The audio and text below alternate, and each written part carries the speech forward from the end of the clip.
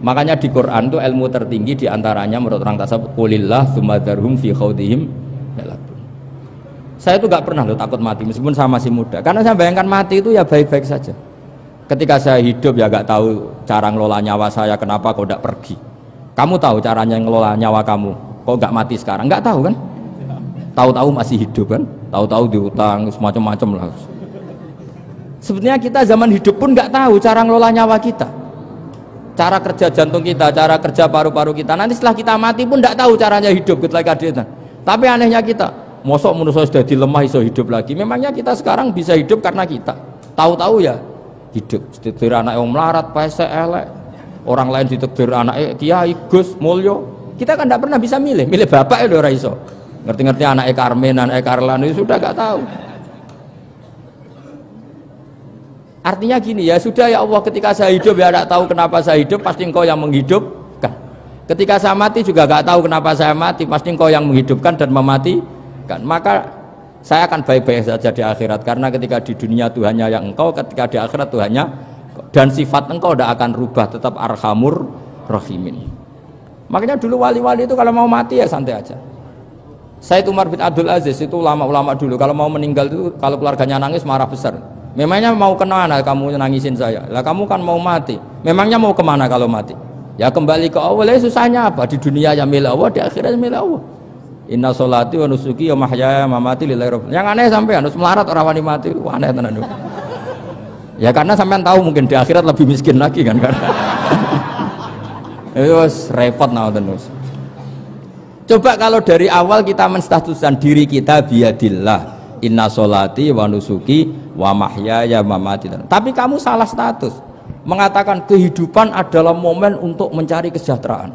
Kehidupan adalah momen untuk cari karir. Kamu mensifati kehidupan secara salah. Jika kamu terjebak nyari karir, nyari kaya. Coba kalau kamu pakai mazhabnya Sufi, kehidupan adalah pemberian dari Allah untuk kembali kepada Allah. Kematian ya seperti itu. Akhirnya ya santai saja. Inna sholati wa nusuki wa mahyaya wa mamati lillahi rabbil alamin. Istri juga gitu.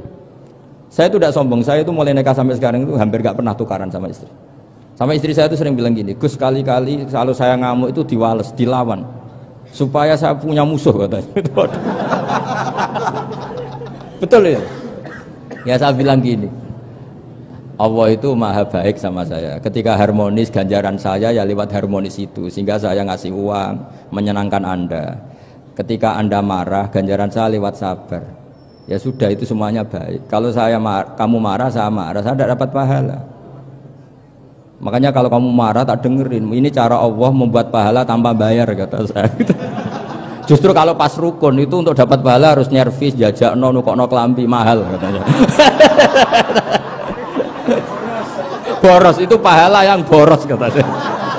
Tapi kalau kamu marah ini pahala paling murah, nggak usah biaya, dapat apa? Pahala. Cukup sabar.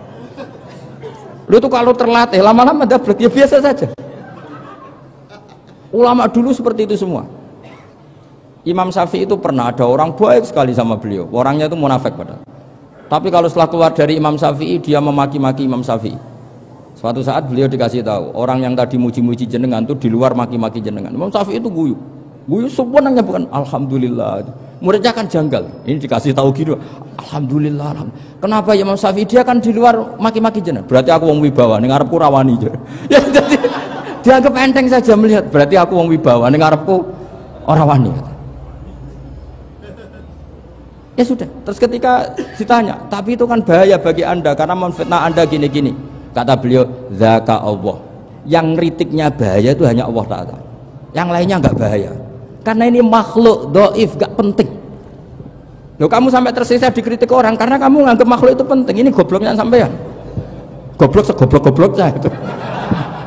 Coba kalau kamu mensatukan makhluk tetap makhluk, kritiknya enggak penting. Selesai kan? Selesai enggak? Ini problem Anda ada wali itu, kalau dikritik ya susah. Makanya ada wali itu problem menurut saya. Makanya saya nggak ingin nggak jadi wali itu kan. Karena hanya wali yang hidupnya itu la khaufun alaihim wa lahum yahzanun. Orang dulu tuh semudah itu hidup. Gampang sekali. Dulu ceritanya diantara ceritanya manakibnya Sayyid Ja'far Shadiq itu, kalau ada orang memaki-maki dia itu dikirimi hadiah. Kenapa? Karena kebaikan kamu telah kamu berikan kepada saya, ini hadiahnya. Sampai malu yang kritik itu. Kan kalau orang rasani itu kan kebaikannya dikasihkan sama yang dirasani. Lah kamu kan ngajinya seperti itu, tapi dirasani kok susah. Harusnya kan kasih aja, ditransferi saja. Alhamdulillah. Ya karena kita salah menamain tadi. Sing rasani pembenci, pembenci itu bahaya.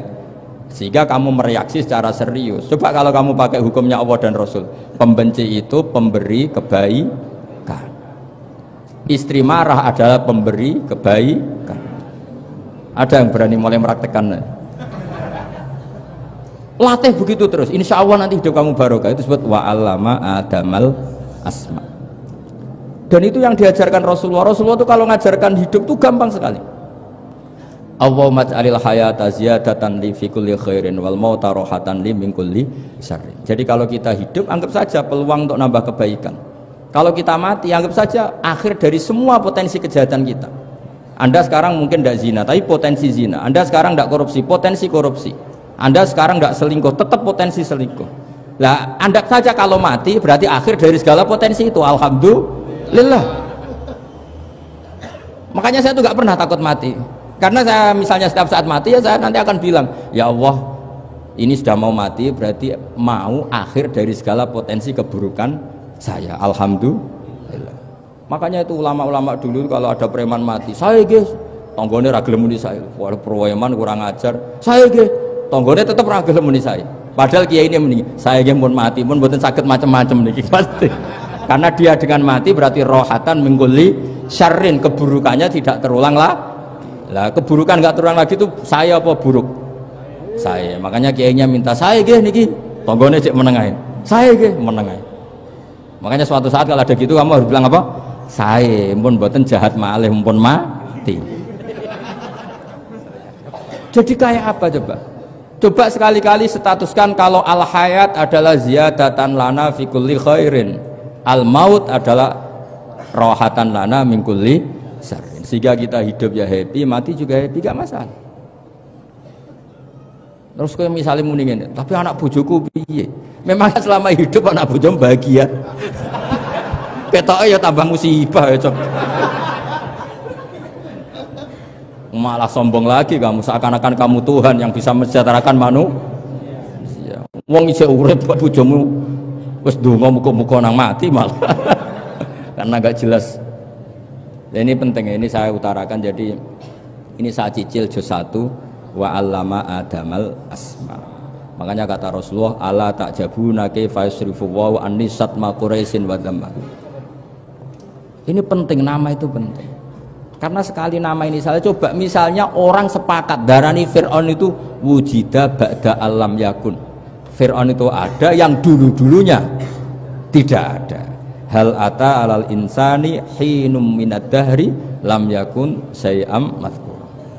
Coba kalau kamu melihat sekarang kamu hidup itu apa? Untuk sujud. Sujud itu murah, gampang. Untuk mengenal Allah. Allah itu gampang kita kenal karena Allah itu adzaru minadz dzahir. Adzaru dzahir itu Allah, zat yang begitu jelas. Lah mati itu mau apa? Ya menuju Allah. Hidup menyaksikan Allah, mati menyaksikan Allah, itu nyaman. Yang menjadi tidak nyaman karena kamu salah bikin status.